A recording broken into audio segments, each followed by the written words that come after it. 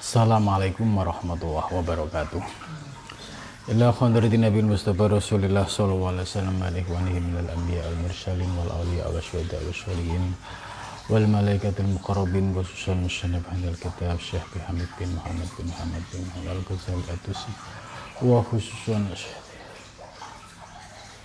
lahumul Fatihah. A'udzu billahi minasyaitonir rajim. Bismillahirrahmanirrahim. Alhamdulillahirabbil alamin arrahmanir rahim maliki yaumiddin. Iyyaka na'budu wa iyyaka nasta'in ihdinas siratal mustaqim. Siratal ladzina an'amta 'alaihim ghairil maghdubi 'alaihim waladdallin.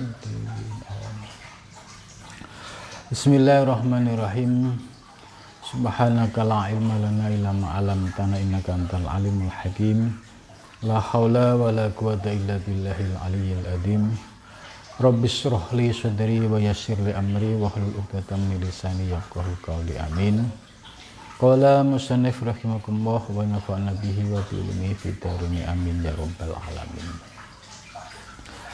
Malam ini kita akan melanjutkan kajian kitab Ihya Ulumuddin juz 2, membahas tentang hukukul muslim, yaitu hak-hak sesama muslim. Ini sudah pembahasan yang ketiga, ya. Maka selanjutnya kita sudah sampai pada wa minha alla yasma'a, ya, balaghatin nas. Ini sudah, ya, di antara hak-hak sesama muslim itu adalah tidak mendengarkan laporan-laporan manusia, ya, ba'duhum ala ba'din, laporan si A terhadap si B terhadap si C, gitu. Ini alayas ma'ah pesannya, jangan, ya, didengar atau jangan diperhatikan, apalagi sampai dimasukkan ke dalam hati, ya.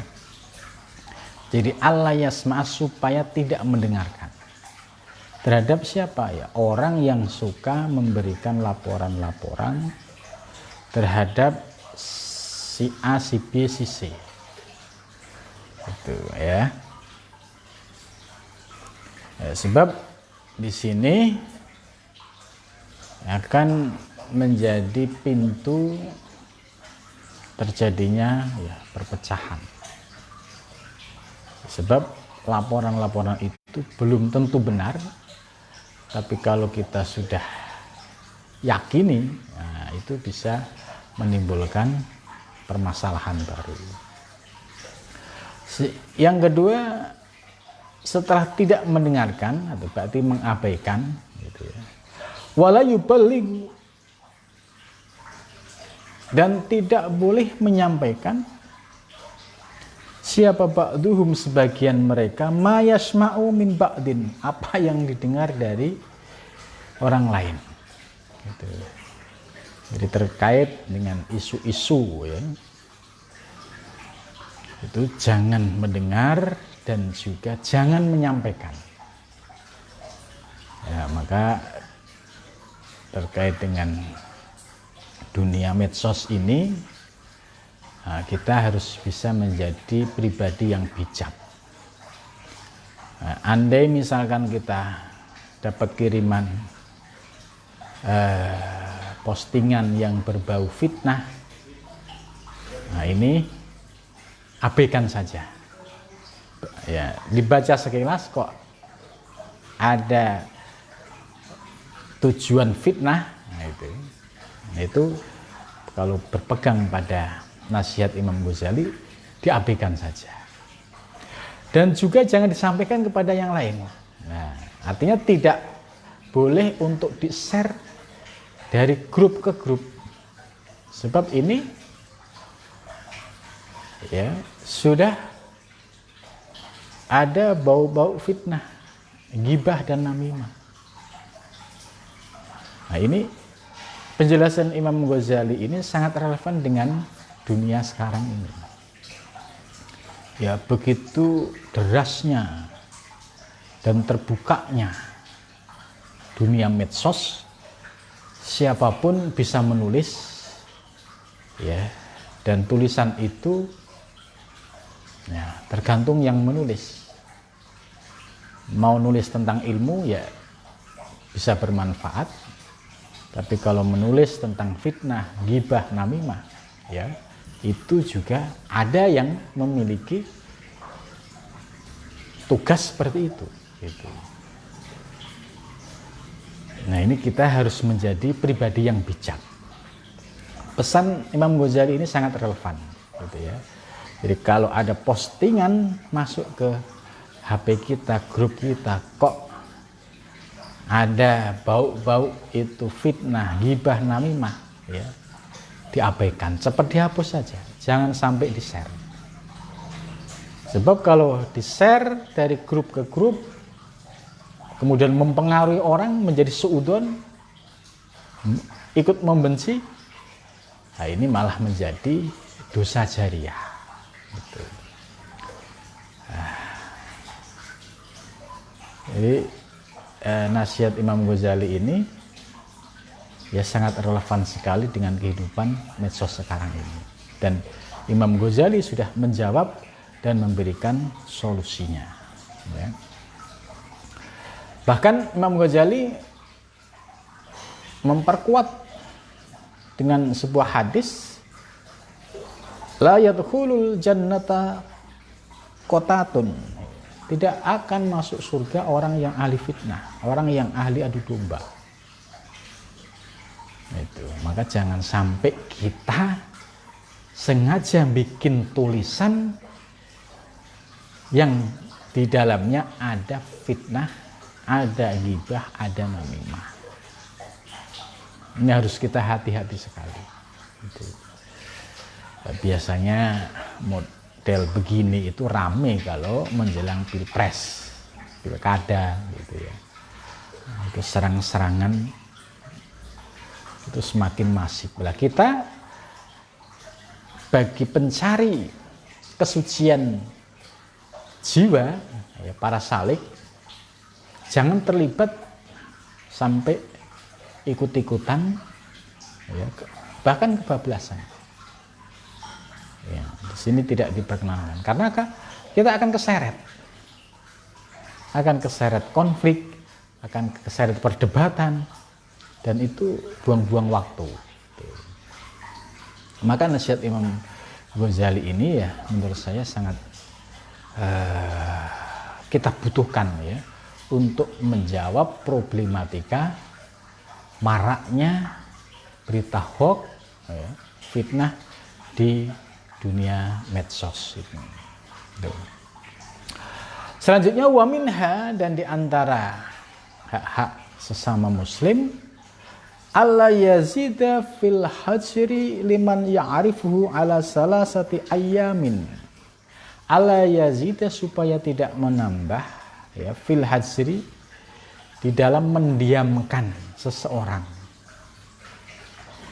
Liman, bagi orang ya'rifu yang telah mengenalnya, yang mengenalnya, ala salasati ayamin, atas 3 hari. Jadi jangan sampai mendiamkan teman itu melebihi dari 3 hari. Ya mungkin ketika terjadi benturan, emosi wajar, tapi harus disadari ya jangan sampai kebablasan dari 3 hari. Sebab kalau lebih dari 3 hari itu sudah akan membatu di dalam hati kita, kebencian itu akan semakin mengeras. Maka kita diajarkan oleh Imam Ghazali, ya wajar kalau ada orang kesel terus mendiamkan, itu wajar, itu manusiawi, tapi jangan sampai kebablasan. Sebab kalau kebablasan tadi ya dampaknya tidak baik, karena api kebencian, api permusuhan itu masih ada di dalam hatinya. Dia nunggu momen, suatu saat ada kesempatan akan diluapkan. Nah itu api kebencian, api kemarahan ini ya ibaratnya narul khutomah, ya api neraka yang ada di dalam diri kita. Itu. Maka supaya kita lepas beban, ya, setelah 3 hari ya sudah kita maafin, istilahnya mendiamkan 3 hari. Mudah-mudahan menjadi pelajaran dan selanjutnya kita bisa membangun silaturahmi yang baik lagi. Gitu. Karena ya bisa jadi kesalahan itu disebabkan karena ketidaksengajaan, gitu. Bisa jadi seperti itu.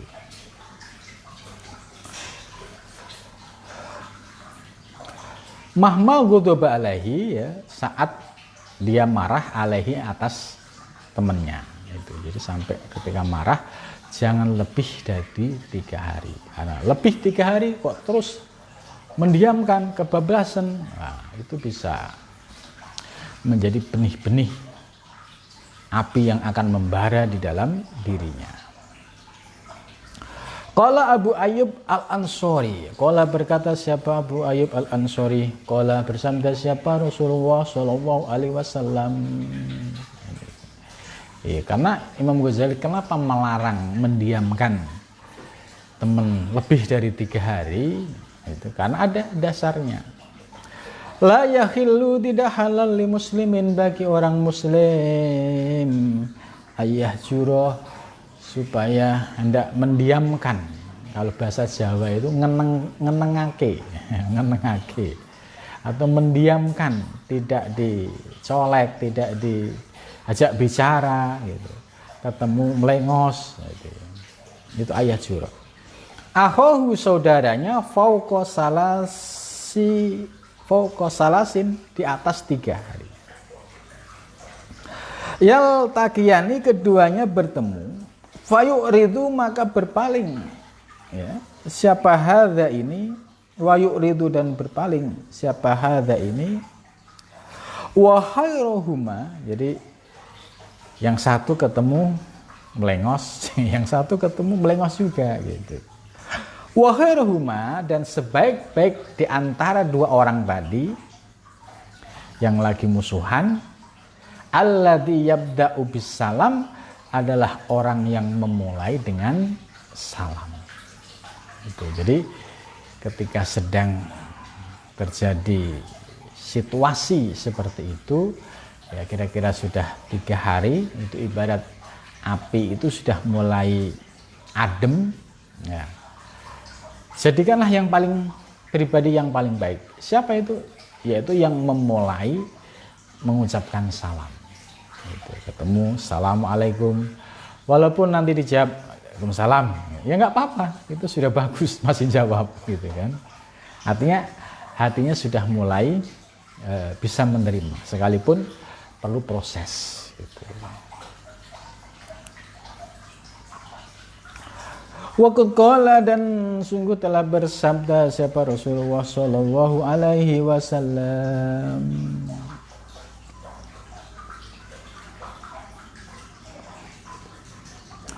Man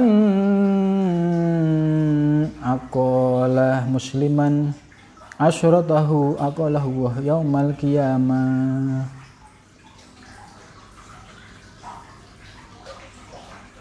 Ya.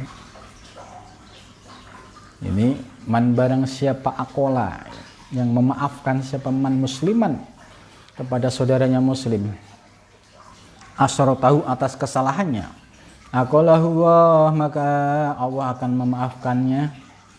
Siapa Allah yaumal kiamat, pada hari kiamat. Ini kalau kita menjadi pribadi yang pemaaf, nanti di hari kiamat kita akan dimaafkan oleh Allah Subhanahu wa taala. Qala Ikrimah, dan berkata siapa Ikrimah? Qala Allahu ta'ala, ya, mengutip hadis suci, qala, berfirman siapa Allah taala ma tinggi li Yusufa, kepada Yusuf bin Yakub, bi afika, dengan maafmu, an akhwatika, dari saudaramu, ya.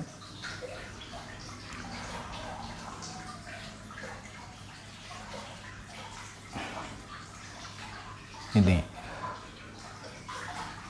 Bi'afika sebab sikap memaafkanmu, an akhwatika dari saudaramu, ya.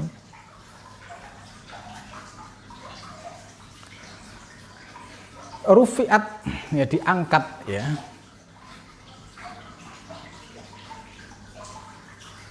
Apa dzikruka, ya, menyebutmu fidaro ini, yaitu di dunia dan di akhirat, gitu. Jadi Nabi Yusuf ini adalah nabi yang pernah mengalami tindakan yang diskriminatif dari kakak-kakaknya, gitu. Tapi Nabi Yusuf memaafkan semua itu. Nah, karena dia memiliki sifat pemaaf itulah, ya, Nabi Yusuf memiliki keagungan derajat baik di dunia maupun di akhirat.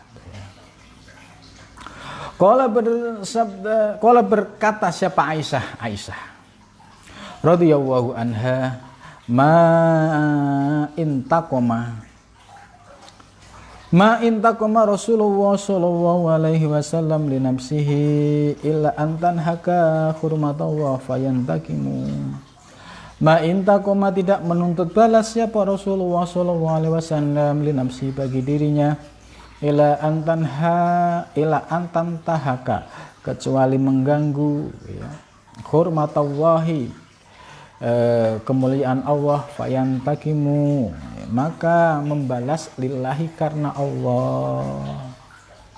Jadi kalau Rasulullah itu yang dihina adalah pribadinya, ya, itu Rasulullah masih bisa memaafkan. Tapi kalau yang dihina adalah Islam, gitu, fayantakimu lillah, maka Rasulullah akan melakukan apa? Istilahnya mengcounter, gitu, ya. Tapi lillahi dilakukan secara ikhlas karena Allah. Begitu juga Sayyidina Ali dan sahabat lain, termasuk Umar, ya. Ada salah satu kisah ketika terjadi perang, ya, musuhnya itu sudah posisi kalah, ya, kemudian musuhnya meludahin, terus bukan ditebas sekalian tapi dihentikan. Sebab apa? Sebab yang diludahin adalah diriku, gitu. Jadi beliau bisa memisahkan mana urusan pribadi, mana urusan agama. Kalau dia melecehkan agama, ya langsung ditebas. Tapi karena dia melecehkan pribadiku, yaitu perjuangannya adalah menahan gejolak emosi yang sedang tinggi itu.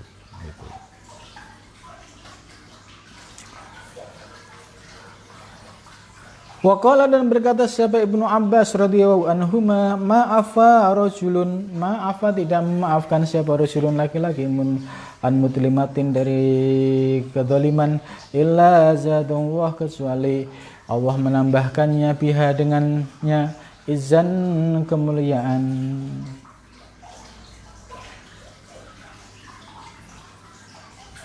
Ma'afa rajulun an mutlimatin illa zadallah biha izan.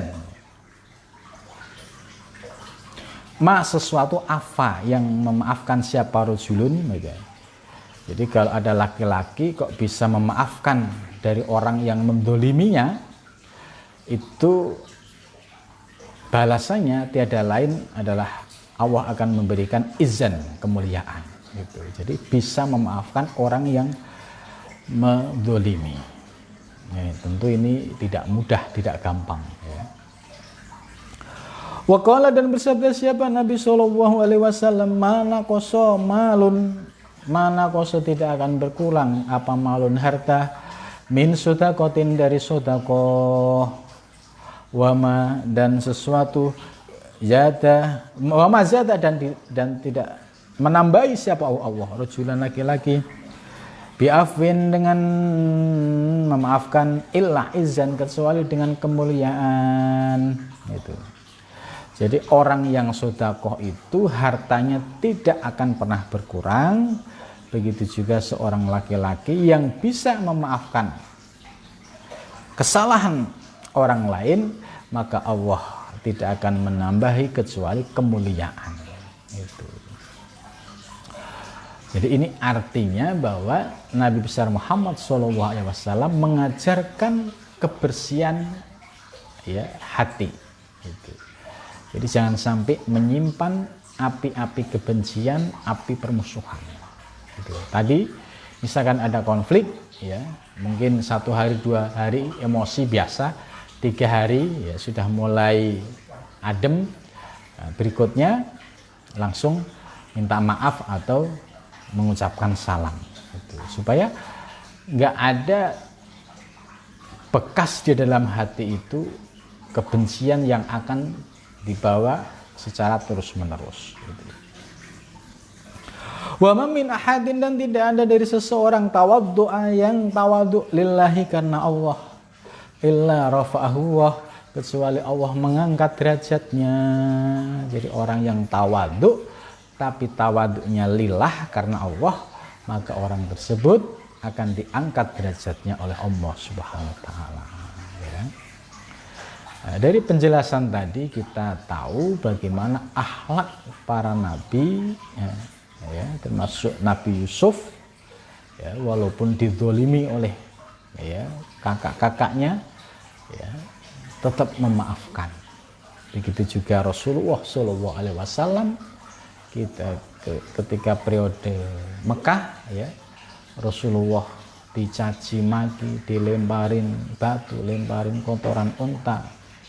Bahkan di Taif itu Rasulullah SAW ingin mencari pelindungan, justru yang diperoleh adalah penyiksaan dari orang-orang Taif kepada Nabi besar Muhammad SAW. Toh Nabi sekalipun demikian, Nabi tidak marah kepada warga Taif, justru mendoakan. Ya, siapa tahu anak-anak mereka nanti akan menjadi ya pengikut agama Islam. Itu kesabaran Nabi yang luar biasa. Itu. Nah, tentu kenapa Nabi bisa sabar seperti itu? Ya, kalau dilakukan pendekatan dengan ilmu tasawuf, ya, ketemu teorinya gitu. Seperti Nabi diludahin, ya, kemudian setelah beberapa hari yang ludahin nggak ada. Rasulullah nanya, kemana nih orang kok biasanya ngeludahin kok tumben nggak ada? Ternyata lagi sakit. Ya, Rasulullah mencari rumahnya, datang, memaafkan. Nah, ini kan ajaran yang sangat mulia. Begitu juga ketika orang-orang Taif, ya, menyiksa Nabi sedemikian dahsyatnya sampai Nabi berlumuran darah karena dilemparin. Supaya bisa keluar dari Taif itu Nabi harus melewati sekumpulan orang-orang dengan dilemparin batu, ya, sampai Nabi itu bercucuran darah. Itu Nabi tidak marah sedikit pun. Nah, kenapa Nabi kok hatinya sebersih itu? Tidak ada kemarahan. Maka hal ini kalau dikaji dari ilmu tasawuf, ya ketemu. Ya. Sebab apa? Sebab Nabi sudah melakukan kholwat, ya, kurang lebih sekitar 15 tahun, ya, dari usia 25 setelah menikah sampai usia 40. Nah, fase ini disebut fase kholwat kalau dalam dunia tarekat. Rasulullah menjauhi hiruk pikuk kota Mekah karena melihat Ka'bah dipenuhi dengan berhala-berhala. Rasulullah, ya, memiliki kejernihan batin, akhirnya cari tempat yang sunyi, ya, ketemulah di Gua Hira. Itu Nabi bolak-balik ke Gua Hira ya kurang lebih 15 tahun. Ya, apa yang dilakukan Nabi di Gua Hira? Ya, Nabi membawa bekal seadanya, ya, secukupnya. Kemudian Nabi di situ tentu karena orang prihatin, ya, orang sedang pengen mencari petunjuk dari Allah, tentu dibarengi dengan ya, puasa, dibarengi dengan melek malam. Nah, itu yang disebut riyadhah itu. Nah, dari proses 15 tahun akhirnya Rasulullah ya sudah mencapai kesucian jiwa. Jadi nafsu ammarah dan lawamah itu, nafsu ammarah itu nafsu kebinatangan, ya. Lawamah itu nafsu setan, ya, itu bisa ditundukkan oleh Rasulullah SAW pada fase beliau kholwat di Gua Hira itu. Maka ketika sudah mampu menundukkan hawa nafsu di usia 40, ya Rasulullah diangkat menjadi seorang nabi, ya, sekaligus rasul, karena jiwanya sudah bersih, amarahnya sudah tidak ada, baik binatang buas maupun binatang ternak sudah tidak ada, kemudian dominasi lawamah juga tidak ada, yang ada adalah nafsu sawiyah, nafsu malaikat, yaitu nafsu kesabaran, nafsu kebaikan, ya. Maka ketika dilemparin batu sedemikian dahsyat, Rasulullah tidak ada bersitan marah sedikit pun, tidak ada. Kenapa? Karena unsur-unsur yang membuat marah, yaitu nafsu ammarah, sudah ditundukkan oleh Nabi besar Muhammad SAW. Lah, apa yang dilakukan oleh Rasulullah inilah yang menjadi rujukan para sufi, yaitu orang-orang yang belajar ilmu tasawuf, belajar ilmu thariqah. Mereka belajar teorinya, teori menyucikan hati dan jiwa, kemudian melaksanakan tirakat riyadhah mujahadah. Ya, tujuannya hawa nafsu ammarah lawamah yang ada di dalam diri kita itu, ya, dari hari ke hari mengalami penurunan tensinya, tidak mendominasi atau tidak menguasai. Gitu. Maka kalau orang yang sudah bisa mencapai tahapan ini, ya, memiliki kesabaran yang luar biasa, maka bersih hatinya, nggak ada dendam, nggak ada kebencian, nggak ada namimah, nggak ada ghibah. Itu pribadi Rasulullah SAW ketika masuk periode Mekah yang harus berdakwah menyampaikan ajaran agama Islam itu. Jadi secara teori ilmu tasawuf bisa dipahami kenapa Rasulullah bisa sabar sedemikian, ya, karena akar dari penyebab nafsu amarah yang membuat gampang emosi, yang membuat gampang, itu akarnya sudah bisa ditundukkan gitu. Maka kalau kita ingin bisa mengikuti jejak atau meneladani Kanjeng Nabi, ya ikutilah apa yang sudah dicontohkan oleh Kanjeng Nabi. Kanjeng Nabi, ya, meninggalkan ajaran supaya kita bisa menundukkan hawa nafsu, yaitu salah satunya puasa Senin Kemis atau puasa Daud. Itu tujuannya untuk menundukkan nafsu ammarah dan lawamah yang ada dalam diri kita. Jadi kalau kita puasa Senin Kemis, ngerti orientasinya adalah untuk menundukkan nafsu yang ada di dalam diri kita, bukan untuk pengen sakti, bukan untuk tujuan-tujuan lain gitu. Maka nanti lambat laun pasti ada efek positif. Sekian tahun mulai nampak sabarnya, sekian tahun sudah mulai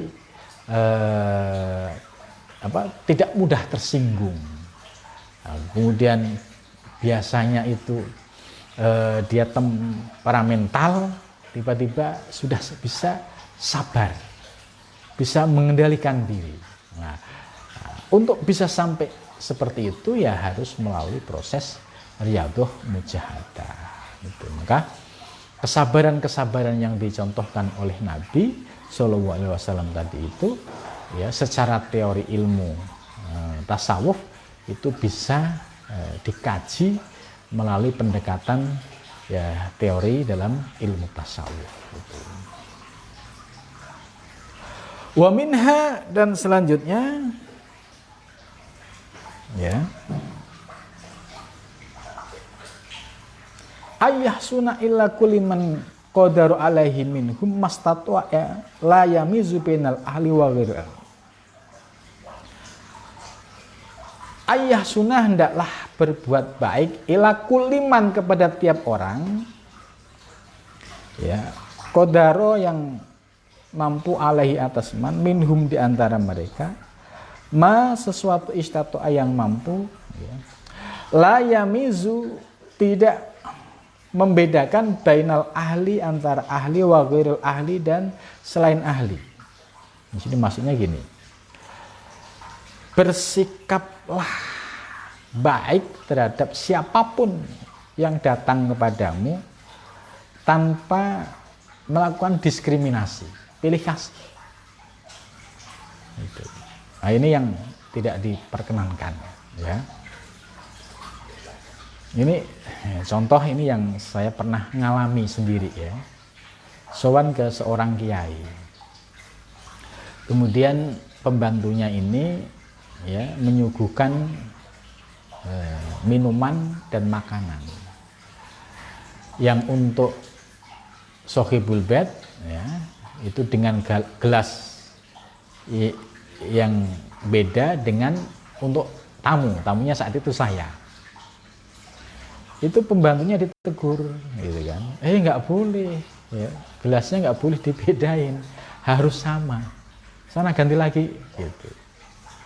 Saya, ya, terkaget, ya. Mungkin dari pihak pembantu maksudnya untuk memuliakan beliau karena seorang kiai, wajar. Tapi sang kiai ini begitu tawaduknya luar biasa, ya. Dengan tamunya, itu posisinya harus sama. Karena apa? Karena sangat riskan, ya. Bisa menyebabkan ketersinggungan, bisa kalau ini gelasnya yang satu gede, yang satu kecil, atau yang satu gelasnya bagus, ini gelas biasa. Nah, ini dari situ itu akan ada dampak yang tidak baik. Maka di ajaran ini oleh Imam Ghazali, hendaklah, ya, bisa bersikap baik secara adil tanpa membedakan. Itu yang saya lihat sendiri, ya, dan pembantunya ditegur, ya, untuk ganti gelasnya supaya sama. Gitu. Dan ini ternyata diajarkan oleh Imam Ghazali, ya. Warubiya Ali bin Al-Husain an Abi, dan diriwayatkan oleh Sayyidina Ali bin Husain an Abi dari bapaknya, an jaddi dari kakeknya, radhiyallahu anhum, qala, berkata siapa Ali bin Husain, qala, bersabda siapa Rasulullah sallallahu alaihi wasallam, isna, perbuatlah, al ma'rufa, kebaikan, fi ahlihi, pada keluarganya, wa fi ghairi ahlihi, dan juga pada selain keluarganya. Ini sifat adil, ya, dalam memberikan pelayanan terhadap siapapun, ya, ini termasuk perbuatan ma'ruf yang baik, gitu. Jadi terkadang nih, ya, kalau kita silaturahmi ke orang kaya, ya, yang tidak punya ilmu, itu pasti ada sikap-sikap yang sangat diskriminatif, gitu. Nah, ini nggak boleh kalau menurut hadis Rasulullah Shallallahu Alaihi Wasallam. Kalau seandainya semua makan tempe ya tempe semua, tahu semua. Kalau ayam ya ayam semua. Jadi nggak boleh untuk dibeda-bedakan. Gitu. Baik untuk dirinya maupun orang lain. Gitu. Bahkan para kiai yang hati-hati itu sikapnya bisa lebih mengalah. Gitu. Yang ditanyakan si A, si B sudah makan belum? Gitu. Padahal dirinya belum makan. Ini dalam rangka untuk memberikan penghormatan, ya, dan bagaimana dirinya ini bisa menahan diri, tidak mementingkan diri sendiri. Gitu. Nah, ini ajaran seperti ini kan ajaran yang luar biasa. Gitu. Nah, beda dengan orang kaya yang tidak tersentuh begini. Yang penting gua kenyang, yang lain masa bodoh. Gitu. Mau makan mau enggak. Nah, ini bukan ajaran, ya, dari Kanjeng Nabi Muhammad Shallallahu Alaihi Wasallam. Gitu. Fa'in asabta ahlahu fahuwa ahluhu. Gitu. Ini kalau dia ketemu keluarganya, ya, maka akan diberikan penghormatan yang istimewa, misalkan itu. Wa ilam tusib ahlahu, dan jika tidak terjadi pada keluarganya, fa anta min ahlihi. Nah, misalkan wa ilam tusib ahlahu, dan jika seandainya tidak menimpa ahlahu pada ahlinya, fa anta min ahlihi, maka kamu adalah bagian dari ahlinya. Jadi maksudnya Imam Ghazali dengan mengutip hadis Nabi ini bahwa Rasulullah SAW itu, ya, dengan keluarga maupun non keluarga itu posisinya sama, ya, nggak ada dilebih-lebihkan. Kalau makan tempe ya tempe semua, tahu ya tahu semua, ya, nggak pilih kasih. Kalau ini pakai ini pakai ini, nah, itu tidak seperti itu. Fa anta min ahlihi wa anu bisanati. Qala, bersabda siapa Rasulullah sallallahu alaihi wasallam, ra'sul akli ba'dadin atawaddu. Ya. Ra'sul akli itu maksudnya, ra'sul akli itu, ra'sun itu kepala, akli itu maksudnya mahkota akal atau modal utama akal, ba'dadin setelah agama, atawadud yaitu kasih sayang. Jadi orang yang punya akal sebagai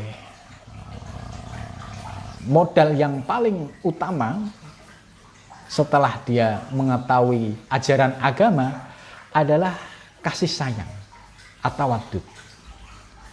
Ya, atawadud itu kasih sayang itu nggak pilih kasih.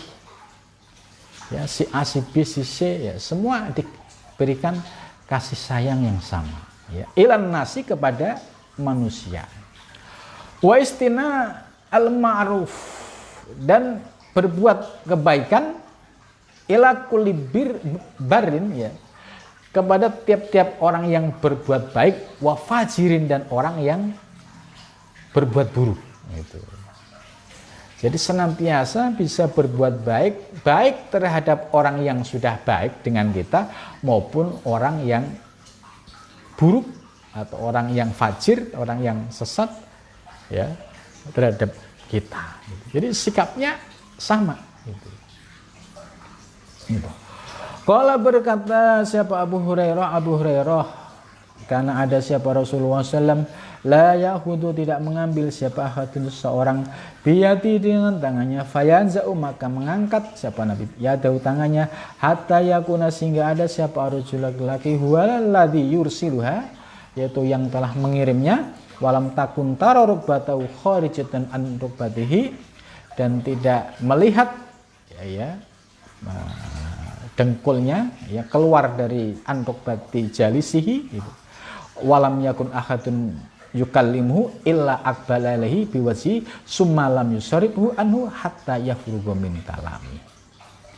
Ini menunjukkan akhlak Nabi besar Muhammad SAW ya, begitu luar biasa dalam menghormati orang-orang yang datang atau para tamu yang datang kepada baginda Nabi besar Muhammad SAW. Sampai ya dikisahkan Nabi itu kalau melayani tamu ya diberikan penghormatan yang maksimal. Terus ketika tamunya pulang itu ya diperhatikan, dilihat sampai tamunya itu benar-benar nggak keluar, nggak kelihatan gitu. Ini akhlaknya Nabi yang luar biasa gitu. Wa minha alla yadkhula al hadin minhum illa bidni ya, salah satu di antara etika atau hak sesama muslim adalah alla yadkhula ahadin minhum illa bi'idnihi. Tidak boleh seseorang itu masuk ya, ke rumah orang lain illa bi'idnihi kecuali dengan izinnya. Bal yasta'dinu. Bahkan harus minta izin ya, salasan 3 kali. Fa ilam yudan, jika tidak diizinkan lahu baginya insorofa, maka balik gitu. Jadi misalkan ada teman ya, menyampaikan apakah saya diizinkan tidur di sini gitu. Atau dengan bahasa isyarat gitu ya, apakah di sini ada apa, apakah di sini kamarnya kosong gitu. Nah, dengan istilahnya ya 3 kali disampaikan kok nggak ada respon, ya sudah insorofa gitu.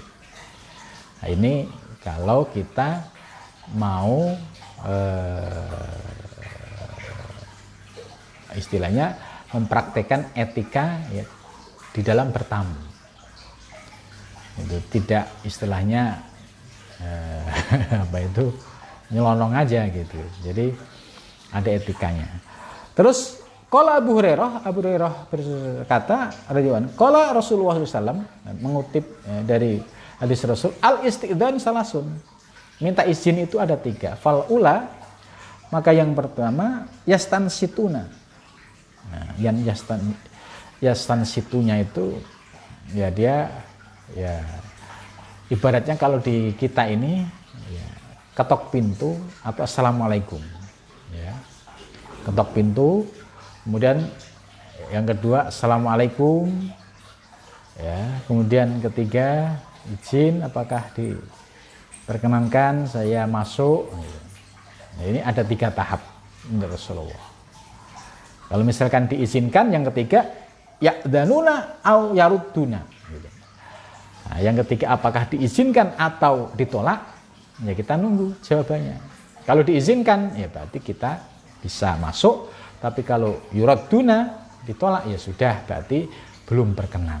Nah, ini etika-etika seperti ini sangat penting ya untuk kita teladani ya, karena ini membutuhkan sensitivitas ya gitu. Maka Rasulullah SAW itu kalau kita lihat ini ya sangat jawani sekali akhlaknya gitu, kelembutannya gitu, kelembutannya. Tidak asal main sikat ya, urusan belakang itu tidak, tapi beliau sangat hati-hati gitu.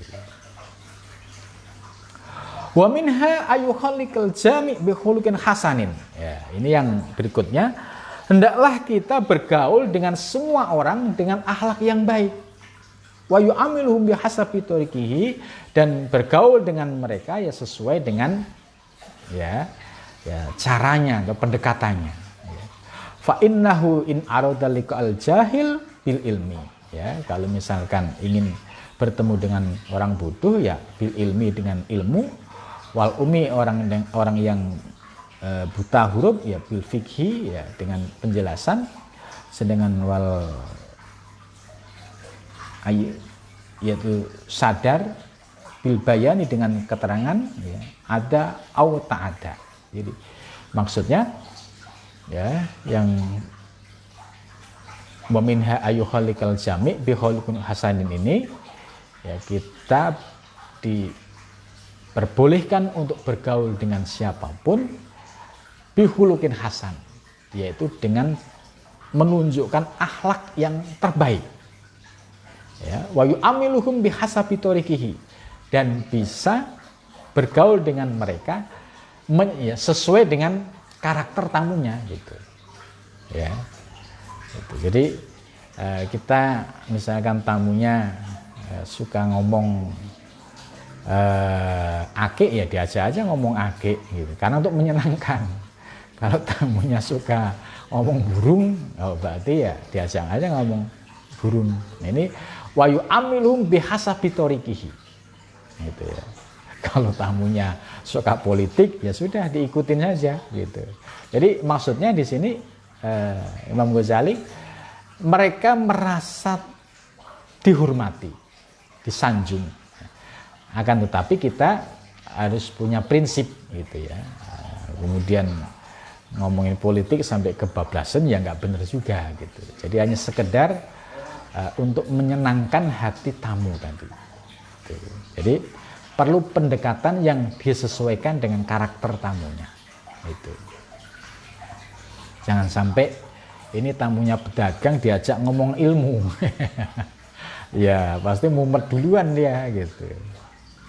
Nah, maka Imam Ghazali ini luar biasa. Wa yu'amiluhum bihasabi thoriqihi. Ini kita diharapkan untuk bisa ngobrol ya, melakukan pendekatan sesuai dengan karakter tamunya itu. Ini luar biasa ajaran ilmu kayak seperti ini ya.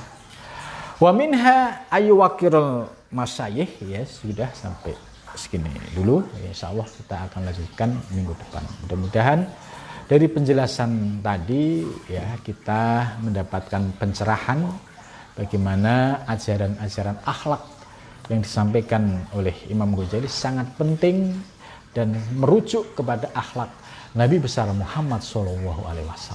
Mudah-mudahan kita secara bertahap ya bisa mengamalkan secara pelan-pelan, dan mudah-mudahan ilmu ini ya bisa menjadi ilmu yang dapat kita amalkan ya dalam kehidupan sehari-hari sehingga menjadi ilmu yang manfaat ya. Assalamualaikum warahmatullahi wabarakatuh.